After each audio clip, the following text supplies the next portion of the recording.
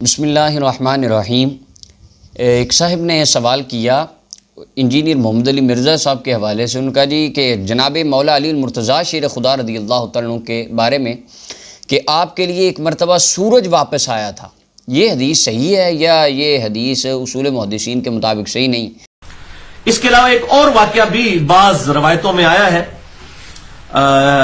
سورج کو واپس پلٹانے والا، لیکن اصول محدثین پر وہ واقعہ ثابت نہیں ہے۔ تو اس کے بارے میں میری یہ عرض ہے کہ اس حدیث مبارکہ کی کل 19 سندیں ذخیرہ حدیث میں آئی ہیں، 19 سندیں، جن میں سے صحیح الاسناد روایات بھی آئی ہیں، جن کی سندیں بالکل پرفیکٹ اور ٹھیک روایت ہیں۔ سب سے پہلے اس کو حضرت امام طحاوی رحمۃ اللہ علیہ نے مشکل الاثار کے اندر نقل فرمایا، حدیث نمبر 898۔ اس کے علاوہ امام طبرانی رحمۃ اللہ علیہ نے اپنی کتاب معجم الکبیر، اس کی 24ویں جلد ہے اور صفحہ نمبر 144 ہے، اس کے اوپر اس کی جو سند ہے وہ بالکل صحیح سند ہے، ثقہ راویوں والی۔ اور اس کے علاوہ یہ امام حاسمی رحمۃ اللہ علیہ نے اپنی مجمع الزوائد کی 8ویں جلد کے اندر اس حدیث کو نقل فرمایا اور آگے انہوں نے حکم بھی جاری فرمایا۔ اور ریاض الندرہ میں علامہ محب تبری نے اس روایت کو نقل فرمایا۔ عمدۃ القاری میں علامہ بدر الدین عینی نے بخاری شریف کی شرح میں اس حدیث کو لکھا۔ تاریخ دمشق کی جلد نمبر 42 ہے، صفحہ نمبر 314 ہے، امام ابن عساکر نے اس کو سند کے ساتھ لکھا۔ قاضی مالکی رحمۃ اللہ نے اپنی کتاب الشفاء میں لکھا۔ امام جلال الدین سیوطی رحمۃ اللہ علیہ نے اسے خصائص الکبریٰ میں لکھا۔ تذکرۃ الخواص میں سبت ابن جوزی نے لکھا۔ لسان المیزان میں حافظ ابن حجر اسقلانی نے، میزان الاعتدال میں علامہ ذہبی نے، اور امتاع الاسماء میں حافظ ابن کثیر نے، البدایہ میں، یعنی اس کے تقریباً 20 کتب کے اندر تقریباً یہ حدیث مبارکہ آئی، اور اس سے زیادہ اور بھی محدثین کرام نے اسے نقل فرمایا۔ تو عرض یہ ہے اس کی 19 سندیں کل ذخیرہ حدیث میں آئی ہیں، جن میں سے صحیح اسناد بھی کتب احادیث میں موجود ہیں۔ اس حدیث مبارکہ کا جو متن امام طحاوی رحمۃ اللہ علیہ نے لکھا وہ یوں ہے: وعن اسماء بنت عمیس رضی اللہ عنہا قالت کان رسول اللہ صلی اللہ علیہ وسلم یوحى الیہ ورأسہ فی حجر علی فلم یصلی العصر حتی غربت الشمس فقال رسول اللہ صلی اللہ علیہ وسلم اللہم ان علی کان فی طاعتک وطاعت رسولک فردد علیہ الشمس۔ جناب اسماء بنت عمیس رضی اللہ تعالیٰ عنہ فرماتی ہیں کہ ایک مرتبہ رحمت کائنات صلی اللہ علیہ وسلم کی طرف وحی آ رہی تھی اور آپ کا سر مبارک جناب مولا علی کی گود مبارک میں تھا۔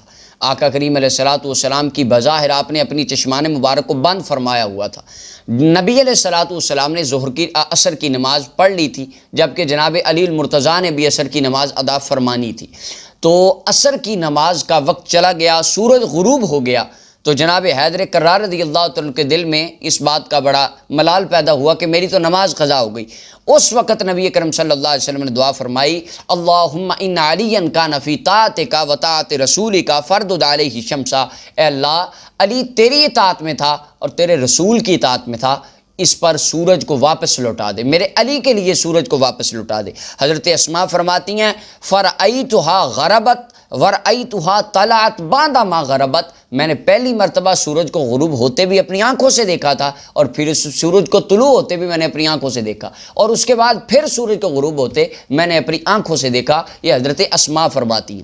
اب اس حدیث مبارکہ کا حکم کیا ہے؟ امام حاسمی رحمۃ اللہ علیہ مجمع الزوائد کے اندر فرماتے ہیں رواہ کلہ الطبرانی باسانید۔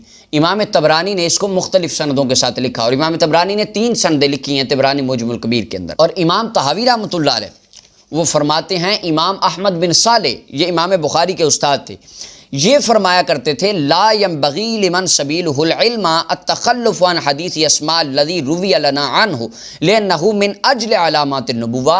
امام بخاری کے استاد فرمایا کرتے تھے، وہ بھی اس سند کے اندر ان کا نام ہے، میں آگے چل کر عرض کرتا ہوں، وہ فرمایا کرتے تھے کہ جو طالب علم دین کا طالب علم ہے اس کو یہ بات زیب نہیں دیتی کہ وہ حدیث اسماء لوگوں کو نہ سنائے اور حدیث اسماء خود پڑھے نہ۔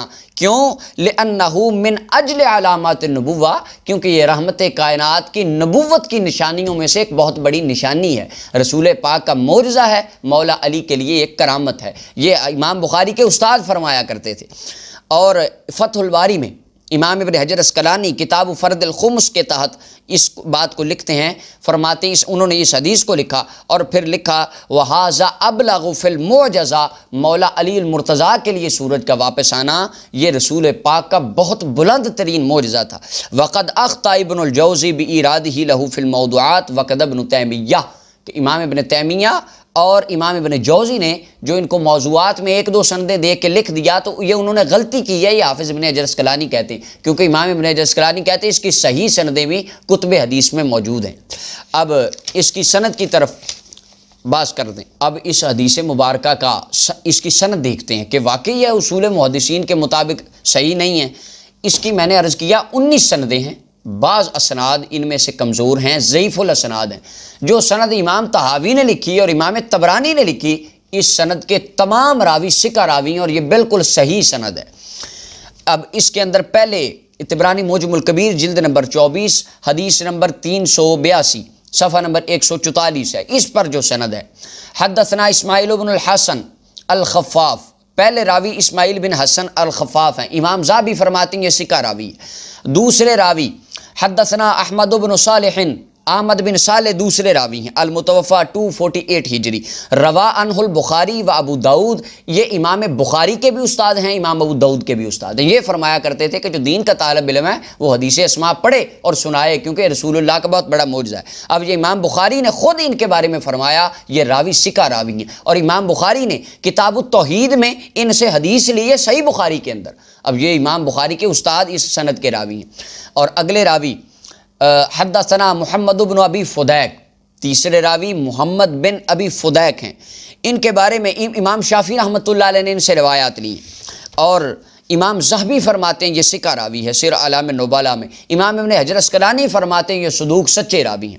اب چوتھے راوی محمد بن موسیٰ الفطری ہیں، صحیح مسلم کے اندر بھی ان کی روایت ہیں اور سنن اربع کے اندر بھی انہوں نے بھی ان سے روایات لی ہیں۔ امام بخاری رحمۃ اللہ علیہ نے تاریخ کبیر میں فرمایا کہ یہ راوی ثقہ راوی ہیں۔ اور اگلے راوی عون بن محمد ہیں، عون بن محمد کے بارے میں امام ابن حبان فرماتے ہیں یہ ثقہ راوی ہیں، اور امام بخاری رحمۃ اللہ علیہ نے تاریخ کبیر میں ان کا ذکر فرمایا۔ یہ بعض آپ کہتے ہیں ہمیں تو ملا ہی نہیں عون بن محمد کا، اور مرزا صاحب نے بھی 2 سندیں دیکھ کے کہہ دیا ان کا یہ تو اصول محدثین پہ پوری نہیں اترتی، حالانکہ اس کی یہ سند بالکل صحیح ہے۔ اب 19 سندوں میں سے بندہ ایک ضعیف سند لے اور کہہ دے حدیث ہی جھوٹی ہے، یہ ضعیف ہے، یہ اصول محدثین پہ اترتی نہیں، جبکہ اس کی باقی سندوں کو بندہ دیکھے ہی نہ۔ اب اس کو یتیم العلمی کہیں یا علمی خیانت کہیں، یہ آپ خود اندازہ کیجیے۔ عون بن محمد کی امام ابن حبان نے توثیق بھی فرمائی، امام بخاری نے تاریخ کبیر میں ان کا ذکر بھی فرمایا جلد 7 میں۔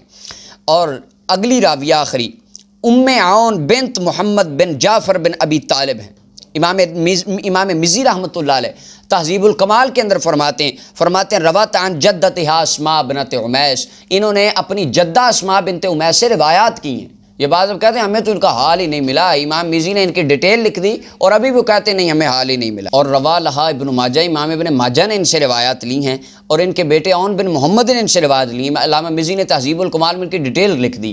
اب 19 سندیں اس حدیث مبارکہ کی پوری کتب حدیث میں 20 حوالہ جات میں نے عرض کر دی ہیں، یہ لکھی ہیں۔ اور ایک سند کو کہیں نہیں جی یہ تو اصول محدثین پہ اترتی نہیں ہے ہی نہیں، یہ منسوب ہو گئی، بس ہم تو مانتے ہی نہیں۔ 19 سندیں ہیں اس کی، جو یہ سند امام طبرانی نے لکھی یہ بالکل ثقہ راویوں والی پکی سند۔ اب جس بندے نے یہ پڑھی نہیں، اب جس کو ایک راوی کا اوپر سے دیکھ کے عربی ترجمہ نہ آئے، وہ کہتا ہے نہیں آپ نے تو بابوں کی کتابوں میں لکھا ہے، لکھا ہی کوئی نہیں، جھوٹ گھڑ دیا آپ نے۔ 19 سندیں اس بات کی ہیں۔ وہ کسی شاعر نے کہا تھا یہ ضروری تو نہیں آگ سے جل جائے بشر، بغض حیدر بھی کلیجوں کو جلا دیتا ہے۔